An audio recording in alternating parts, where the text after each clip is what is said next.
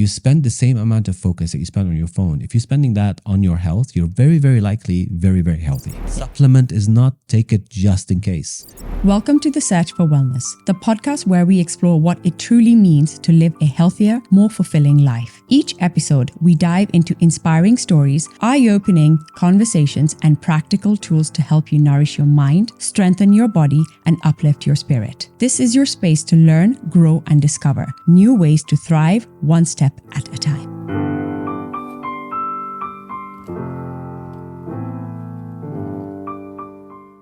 Hi guys, welcome back to The Search for Wellness. And today I have a very special guest here who's actually visiting us from Dubai.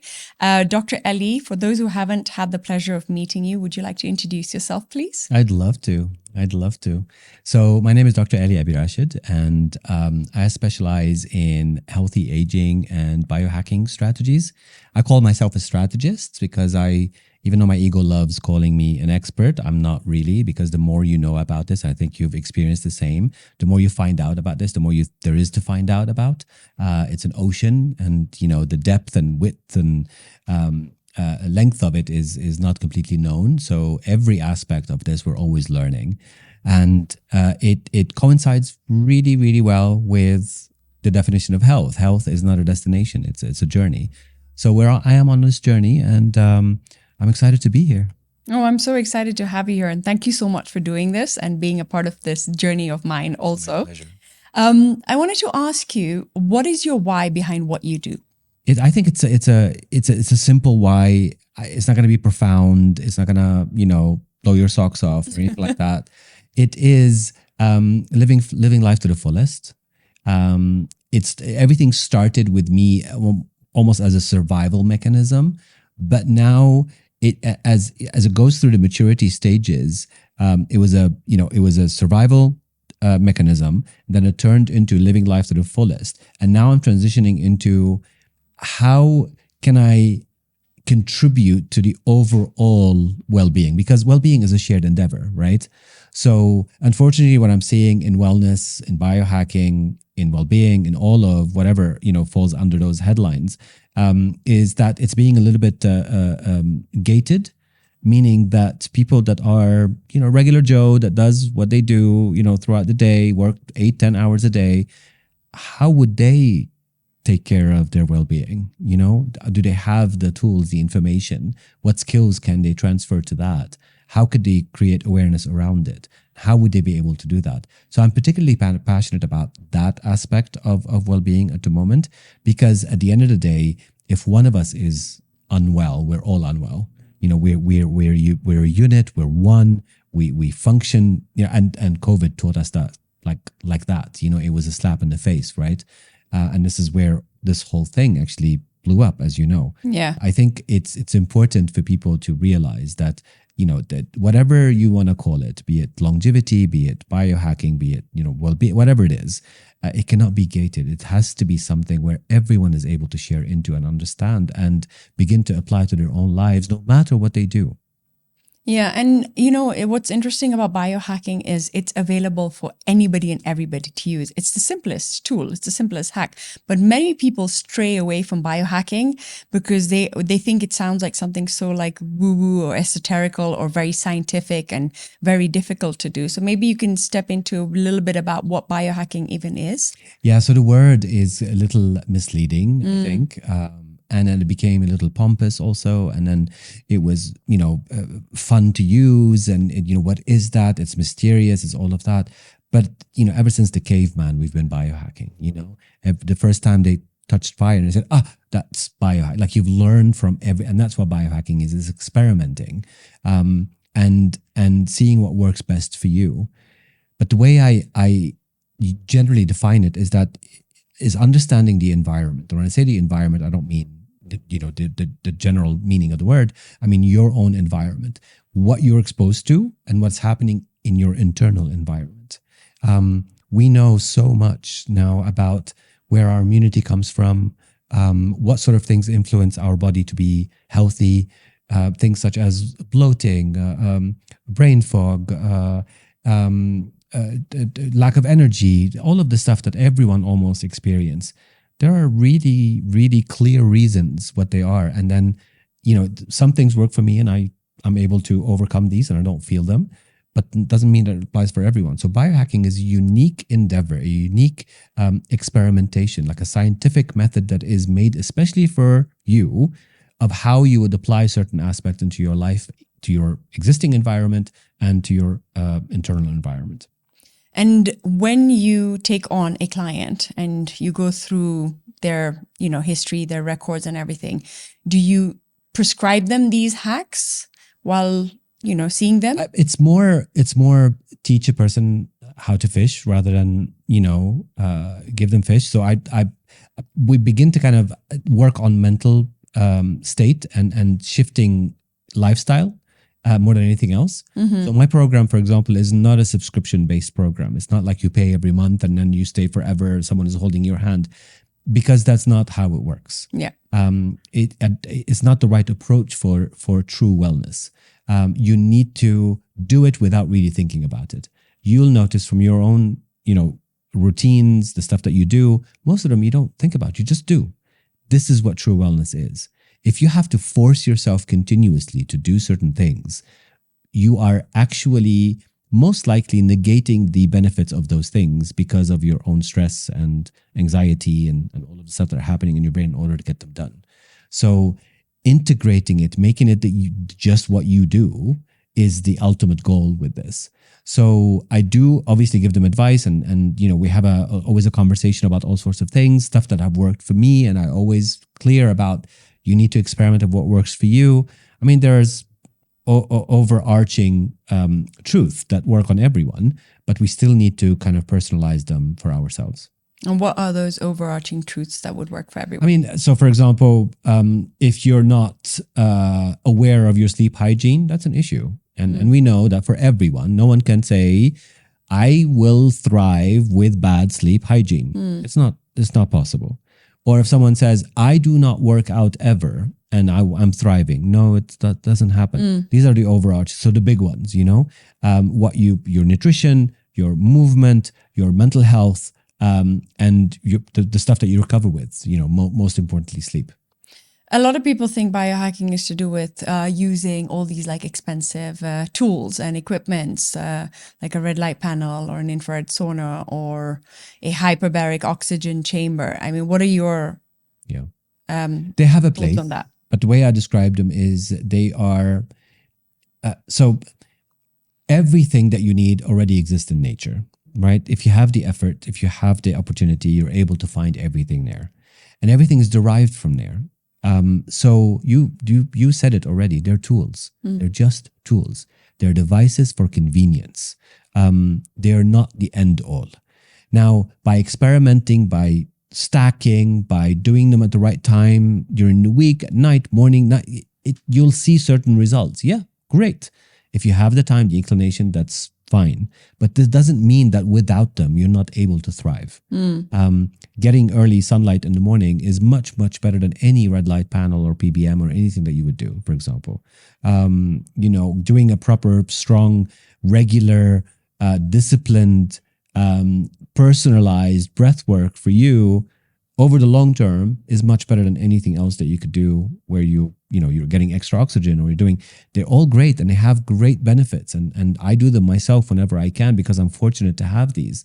But it doesn't mean that because I do not have them, I'm not able to be the best that I can be. It's not true at all. They maybe cover about 20% of your journey, no more than that. And that's actually something that's so important for most people to realize and know. And I think that also leads me to another question is with these wearables, like these smartwatches, like, people wear a Whoop or a Oura Ring, and they check their VO2 max, they monitor all of this. What is your thoughts on this? Do you think these things are accurate? And should we be obsessing so much over every single thing this little device is telling us? I think you know the answer to that one. No, we shouldn't be obsessing for sure. It's a complicated thing. It's a complicated relationship. It's a love-hate relationship, right? Because certain people, when they put the Whoop on, as if they've ticked the box, now I'm fit. Only for wearing it. So now I care about my health for wearing it. It's obviously just like a little road sign that tells you this way. If you don't actually do the things that you need to be doing, each sign is just a sign. And if you dig down to the science of how all of these wearables work, you'll know it's an algorithm that is picking up on a few senses that picking up from your body, and then interpreting that into a number, right? In some cases, some of the feedback that it gives you, it could be not beneficial for you. It's not constructive criticism. It feels as if it's trying to, make you have a bad day. It's not true, obviously, but when it tells you in the morning, oh, your sleep last night was below, or you're in the red, or like all these colors that they use to make it gamified or whatever, I feel they defeat the purpose, and then people end up being obsessed with that. Either way, like if I'm getting red all the time or getting green all the time, it doesn't mean as much as we think, because as we said at the beginning, it's a complete thing, and when it measures things, and you mentioned VO2 max, for example, VO2 max is the measure of how well your body manages oxygen at high exercise level, when it's in extreme movement, when max heart rate, etc. If you're wearing a wearable, it's very difficult to measure that. It's guesstimating, right? Based on your heart rate, your movement, etc. All of those different things, temperature, it's guesstimating. But the true measure of your VO2 max is only done through a proper equipment where the actual airflow is measured coming in and going out while you are moving, while your heart rate is being measured at the same time, in order to measure both. And then you get all sorts of beautiful data around that. Not just what is your VO2 max number, but you also get your ventilatory threshold 1 and 2. You get all your different zones that are not customized, but they're specific to you, based on your own metrics. So there's a lot more, and you could translate that into so many beautiful things if you're so inclined. So some people, let's say professional athletes, if they're doing high rocks or if doing marathons or Olympians or whatever, they could use that information to fine tune their exercises with the right trainer. They could take all of what they need from their body in extreme situations. So it's a properly using the capabilities of your body by understanding how it measures or how it deals with oxygen when it's actually super active. I mean, I always wondered, because at the end of the day, I knew what VO2 max was. And I was like, how can this little wearable tell me what my VO2 max is? Yeah. Let alone telling me my biological age. Correct. I'm like, it doesn't make sense. And you're completely right about what you said earlier, when you're looking at those colors and it's telling you the red or whatever, it's almost like a placebo effect. I could wake up that morning and not look at my phone to see what my sleep was like. And I'd be like, oh, I feel good. I think I had a good night's sleep. And then the minute I look at it and it's on on red, I'm like, oh no, I'm tired. Yeah. Like it's just straight away. It's like a nocebo effect where I'm like, okay, now I'm exhausted and I'm tired. Obviously, it's psychological too. And there are certain metrics that are really important, like HRV, for example. Yeah. That's really important, more than what the red, the green, the blue, Yeah. And the way I look at it, and the advice that I always say to people, and I've said it many times now, is that, day-to-day stuff is far less important than your overall trend. So I would look at the weekly trend. I would look at the monthly trend and understand what's happening. And then you could do that also over the whole year, and even between 2 years. Then you begin to understand how your body reacts to spring coming along. Mm-hmm. How do your body reacts to extra heat, to cold, and what changes does that? And then you're able to make changes accordingly based on that. Because as we said earlier also, all environments are affecting your well-being. You're either noticing it or not noticing it. It's still happening. And when you talk about HRV, what is HRV? I don't know if many people know what HRV is. So heart rate variability, this shows how quickly your heart is able to switch to a particular metric. And that basically delineate how healthy is your heart, meaning your cardiovascular. And that could be exercised very easily. So if you're doing proper cardiovascular, so when it comes to training, and again, you would know this perhaps more than I do, it's important to have a variety of stuff. Mm-hmm. So in a matter of a few hundred years, we went from spending 10 to 12 hours in the field every day, 6 days a week, sometimes 7 days a week, to patting ourselves on the back because we did 45 minutes of Pilates, twice a week. Yeah. Our bodies are far more capable. Yeah. And we don't give them the ability to do functional stuff, to do high intensity movement, to shift weights. We are incredible. We have a machine that is a device. I don't know what you want to call it. Like it's a incredible. By making sure the systems, including what your cardiovascular is doing and understanding how quickly it recovers, what does it do at rest? What does it do when movement? When you do high intensity, how quickly it goes back down? All of these different things give you markers about how healthy is your general cardiovascular is. And I want to step back into the VO2 max that you spoke about. Do you do that testing? Like if I wanted to actually know accurately what my VO2 max is or accurately what my biological age is, would you be able to do that for me? Yeah, we do all of these. Okay. I was going to bring the VO2 max testing kit here, but we needed a treadmill or a bike or something, and we didn't have that. Hopefully next time we will. So generally that's the experience of doing a VO2 max test is that you would get on a treadmill, and then I put a mask on you and I put a heart monitor, and then we go through a graded exercise, it's called. Every minute we increase the intensity, and then until we reach the max, and then we stop, we cool down, and then we generate a report about all your different metrics. So yes, we do them. When it comes to biological age, we do epigenome test, which measures the age of each of your organs. Is it a blood test? It's a blood test. Okay. And we have one also, there's also saliva test that you do throughout the day. So because one of the most common one that we do is genome, epigenome, and microbiome in one kit. So that means, and I actually have them here because few people requested that I get them. So you do the saliva, you do the swab of your poop basically, and then we give you all sorts of information about what's happening in your system.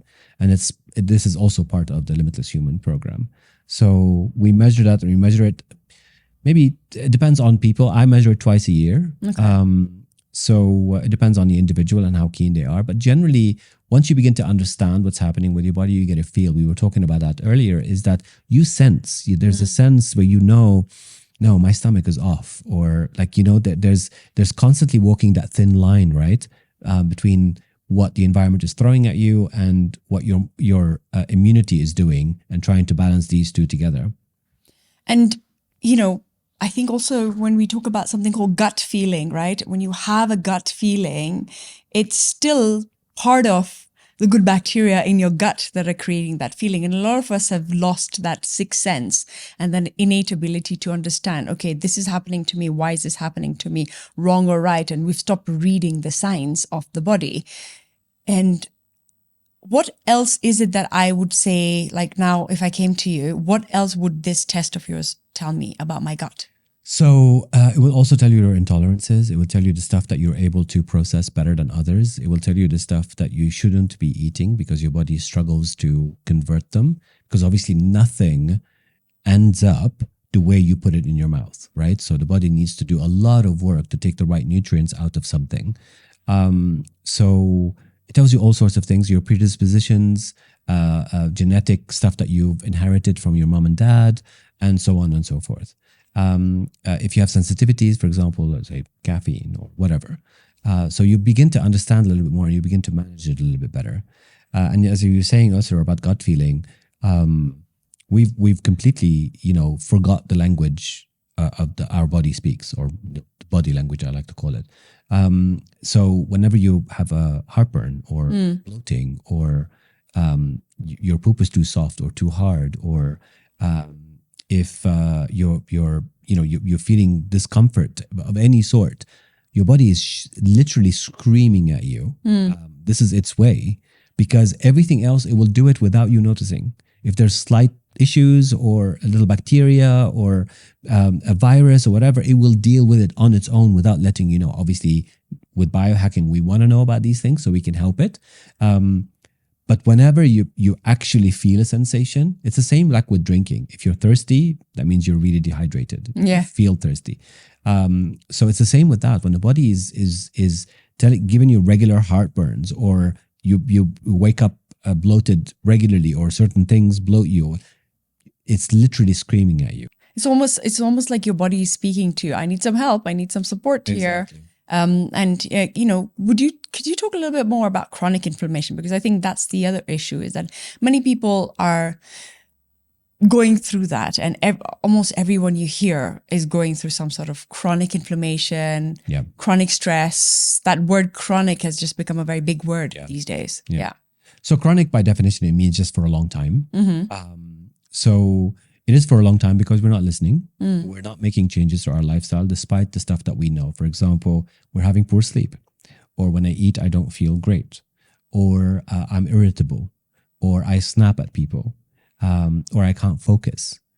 All of these different things, they're all telling you, you need to make some changes. And your life becomes better because everything is brighter when you are healthy. All you need to remember is that the last time you stumped your toe on something, how did that feel, and how your focus, no matter what was happening in your life at that day, everything went to that toe, So, and then I always say to people, it's very, very likely if you spend the same amount of focus that you spend on your phone, if you're spending that on your health, you're very, very likely very, very healthy.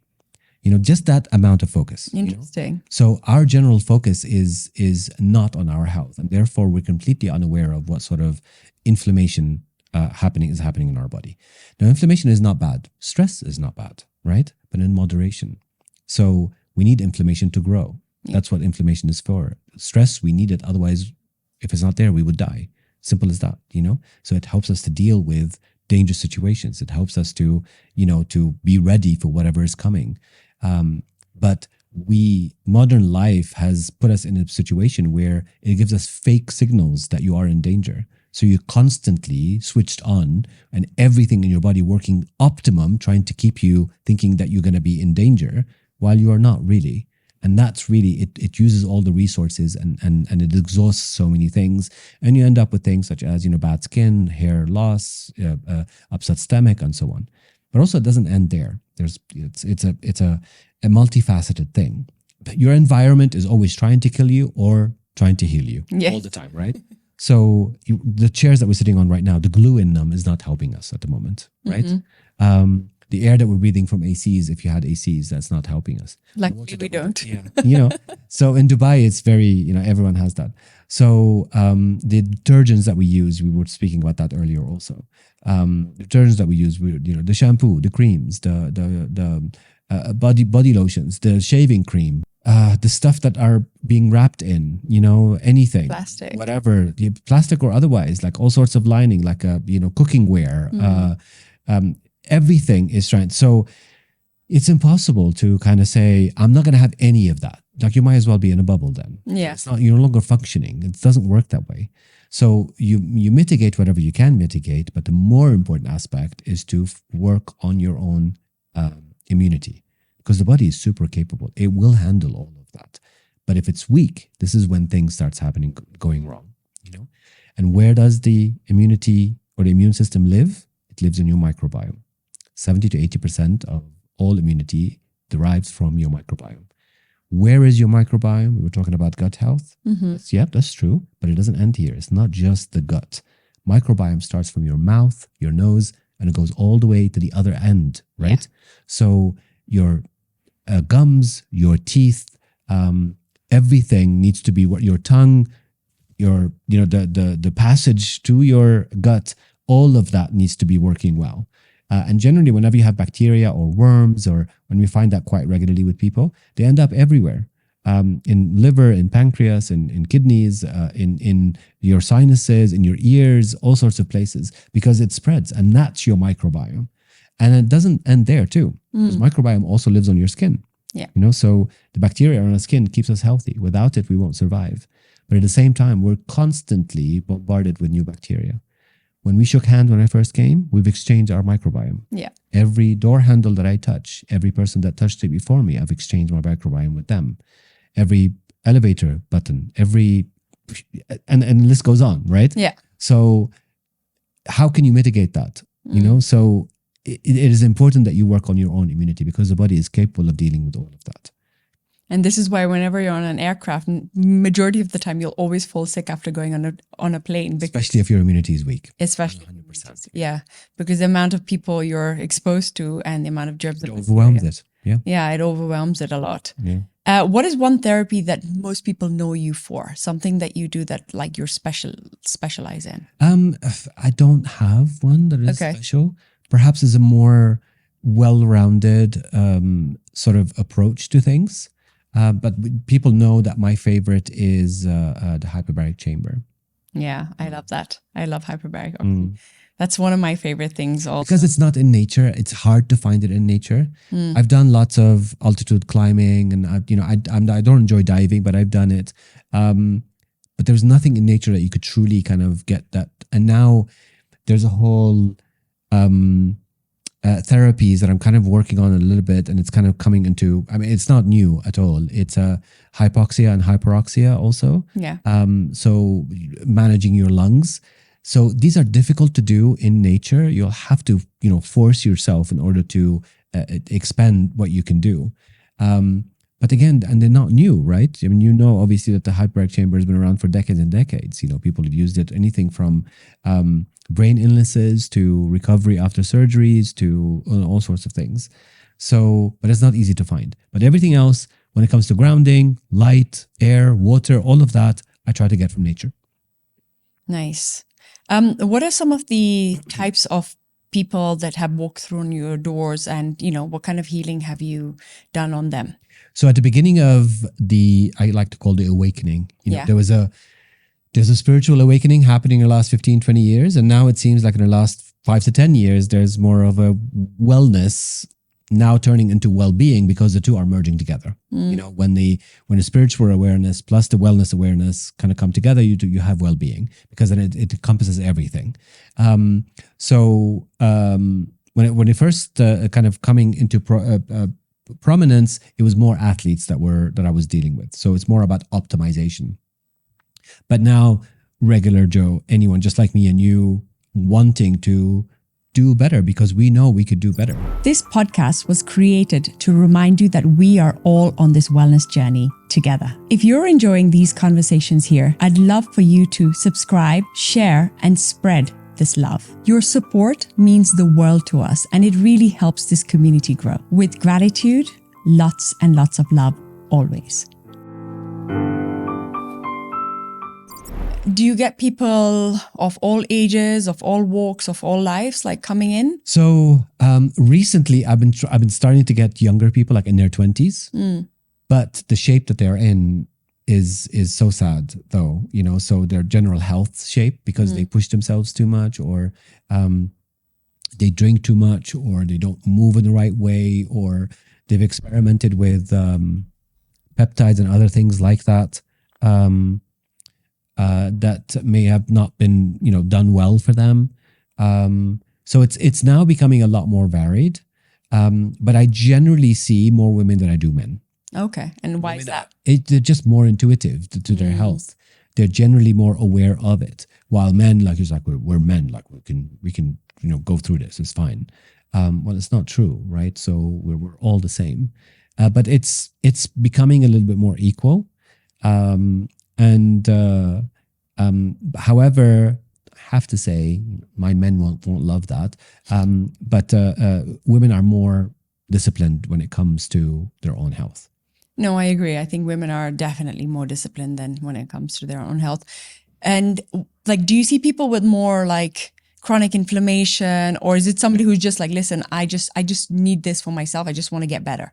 I don't normally deal with chronic conditions. I have, my own advisors. I have 7 or 8 doctors that kind of help me with my own journey, and they're a part of the program. And then technically the program, as people join the Limitless Human, they get access to my people that help me achieve what I've achieved. So if there's something chronic, they usually give a direction for where that person needs to go first in order to get into some sort of homeostasis and then come back, and then we could optimize. So we're all about optimizing. So we don't deal with symptoms, we deal with the general causes. We work on every aspect, from mental health to physical health to emotional to all sorts of things like that. And I brought another device with me also. I wish I can share it with you. It's a cognitive optimizer, basically. So it creates new neural pathways in your brain. We need it more than we think, because everyone is talking about muscle, talking about gut, this, that, but the health of the brain is still pretty much a mystery for a lot of people, and it's not something that we really focus on. And it is our reality exists there. So next time, hopefully, I'll get you to experience that device. It's really nice. It uses light and sound. It's really nice. Okay, interesting. I'd like to. What is your thoughts on methylene blue? Because a lot of people have a little bit of a craze on methylene blue. I do not focus on one particular supplement. Okay. Right now, I'm experimenting with urolithin A, for example, because it has quite a bit of research around it. Methylene blue is a colorful supplement that fabric dye. Good, that looks obviously that looks good on social media, and different people get different results from it. And all anything that is a hype for me, it just goes away. Obviously, I've tried it and I thought, what was the hype about? So, but this is for me personally. I would never say to anyone else, try something like this. There's been some studies and some people swear by it and all of that, but it's, in my opinion, is more hype than something that you should adopt. And functional mushrooms? I like them. Yeah. I like them quite a bit. So I love cordyceps. I love reishi. I mean, they react differently. And obviously, when it comes to these things, same with supplements also, it's all about who made them, the source, how clean are they, all of that, right? Because we're discovering mushrooms are relatively new for us, especially made into an easy to obtain either spray or pill or whatever. So the packaging, the way that it's put together, is still at an infancy, right? And then we think that because it's someone puts cordyceps on something, that it's a little more complicated than that. I think we need to wise up when it comes to our supplements and what we put in our mouth. Yeah. You most likely spend weeks on picking the right car for you, but when someone tells you take vitamin C, you pick the first one off the shelf and you just put it in your mouth, or whatever. So we don't scrutinize enough. Thankfully, there has been some services that are changing that. There are apps now that you can scan to tell you all sorts of history about it. So it's worth the effort. And again, like I said earlier, if you just focus just the same amount of focus that you have on your phone per day, on your health, you'll be in great shape. No, it's so true. And it's true because I always get people asking me all the time, oh, what supplement should I take? Which one should I take? And I'm like, look, a lot of these supplements that you can just buy that are readily available, they have a lot of fillers and buffers in them. And so you really need to know that the actual vitamin C, for instance, is actually in there, because sometimes the amount of vitamin C in that supplement is very little compared to what else they've filled it and buffed it with. So that's... Let me talk a little bit about vitamin C now that you mentioned it. Okay. So let's say you're starting a supplement brand yourself, right? Mm-hmm. I don't know if you're thinking about that or not. And you say you go to the supplier and you say, I want to buy a kilogram of, the source, the vitamin C powder, right? So I can create my supplement. And then they'll give you a menu and they'll say, there's a kilogram for $5 and there's a kilogram for $2,000. What does that mean? Right. So when you get a lollipop or the cheap drinks that you could buy in gas station and say vitamin C in them, that's not the same vitamin C that you get in the hospital, right? So there's also grades of the content in the supplement, and there isn't a supplement brand that their number one concern is your health. Their number one concern is their P&L, their bottom line. Yeah. So it has to fit there. That means if I get the cheaper vitamin C in order for my line to go, then I'm not going to do that. I'm not going to say, oh, Puja needs this, that needs to be pure, so therefore I'm going to spend the extra and lose money on it. It doesn't work that way. That's one. Two, so there's all of that aspect, obviously. So marketing is involved, money is involved, all of that, right? But also the other thing is you only supplement your deficiencies. If we're talking supplementation, if we're talking about optimization, that's something different. This is where mushroom, for example, come in, or any sort of nootropic. And there are certain things that you could do to help your mitochondria, to help your, your energy level, how it is processed, how clean your protein is. So these are things that I kind of recommend for people to kind of experiment and learn about what they need. But for supplementation, it's if you can get it through Whole Foods, and from the way that I see the soil here in this beautiful country, it must be full of nutrients. Yeah. So if you eat well, you most likely are not deficient in anything. But if you're in doubt, and everyone should, every 3 months do a quick blood test to understand what's happening in their system, that little snapshot of the body to say what's happening. And based on those deficiencies, then I supplement those. That's where the word supplement comes from. Exactly. Supplement is not take it just in case. It's not just multivitamins and run. You supplement what you need, and then you stop, and then you recycle maybe later on. And then if it's, let's say you keep supplementing vitamin D, and then 2 months later it's dropping again, and you supplement it, you're not fixing it.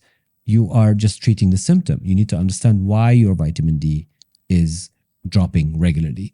And it could be so many simple things, But vitamin D is one of those supplements that everyone seems to be on and needs to be on, because almost everyone is vitamin D deficient these days. Almost everyone is, because we what do? You leave your house from your garage, you get into your car, you get and park in a parking garage, you go in an elevator, you go sit on your desk for 8 hours. You come back into your garage, you drive home, you go into the garage and go. You hardly see the sun anymore. But some people make an effort. And if you regularly make an effort that in the morning to see the early light by taking a walk outside, which has so many other benefits beyond, vitamin D, be it, mental fortitude, to, calming down, to your senses, to be in nature, to grounding, to, all of that movement. If you're able to do that, to actually expose yourself to the sun, you generally are okay. It doesn't happen over a day or two. It has to be a lifestyle. So I have a few people that, for example, that do spend time outside where they have no issues with vitamin D at all. Oh, wow. Okay. And also you can get some of your vitamin D from food, mainly mushrooms. And the reason it makes so much sense, because the mushrooms always spending time outside. Yes, exactly. What is something that is very important and that we haven't spoken about today? Yes. So very important, I would say, stop taking these things too seriously. So know that your body is capable. Know that for every little success that you've had in your life, be it a successful marriage, be it a business, be it even the smallest of things, that capability that you have, just apply it to your health and change your priorities. If you right now can list your number one priority in life, and if it's not health, you have it upside down, right? So we haven't talked about priorities. This is key. And we find it difficult as individuals because we want to create things into black and white, and we want to simplify it into one thing. So this is the most common question that I get, is that what is the one thing you can tell me to do in order for me to move forward? I know where it's coming from, but I always joke and say, if it is only one thing, you most likely need to spend time researching maybe the best health insurance for yourself and just see how things go. But if you're really serious about your well-being, it's not one thing. It's many things that you need to be aware of. And then once you are aware of and they become lifestyle, you don't need to be. That's it. You shifted towards that. So we want a quick fix. And we regularly forget that we are the total sum of our choices. Nothing happens to us by accident, especially from a health-wise. When you wake up one morning and you see, oh my God, I've gained weight. Like, this is not a surprise. It wasn't magic that happened that one evening. It was little choices. Is that extra bite that you took? Is that one walk you didn't take? It's that sleep that you ignored. It's that hormonal stimulant that you allowed to happen. That, it's all us. It's the total sum of our choices. And that's empowering to me, because that means my choices have a direct effect on my health. And if I am faced with a choice and I'm able to understand that this is not great, but this is better, then I'm going to go to the better one, right? So it's a mental shift, I think, in general towards all of this, and less about all this hype and one particular thing. And people use it as an excuse because if we are expert at something, remember we said expert at the beginning. Yeah. If we're expert at something, is about excuses and finding reasons why not to do something, right? Absolutely. So then we immediately jump on the excuse is that, oh, but you do it for a living. That's why you're so fit. No, I don't. Not true. I still have a life. I have a family. I do all sorts of other things at the same time. But I put time for this thing, and running several businesses, as you know, and all of it doesn't, it's time consuming. Yeah. So we always find excuses for not to do one thing, or we say, oh, but hyperbaric chambers are so expensive. I'm never going to be healthy. Well, you don't need it. It's one thing that you could do, but there are so many other things that you can do. You could literally buy a mask that will help you control your breath a little bit more for peanuts of any online shopping, Yeah. and if you use it properly and then you have guidance with it, you'll still be able to train your pulmonary system to work more efficiently, and so on. But you have to care and not just assume that if it's expensive, then I'm not going to be able to, and all these different things. Just have a little fun with it, and if there's one thing that you should be truly caring about, it should be health, because as you know, everything else is built upon it. Yeah.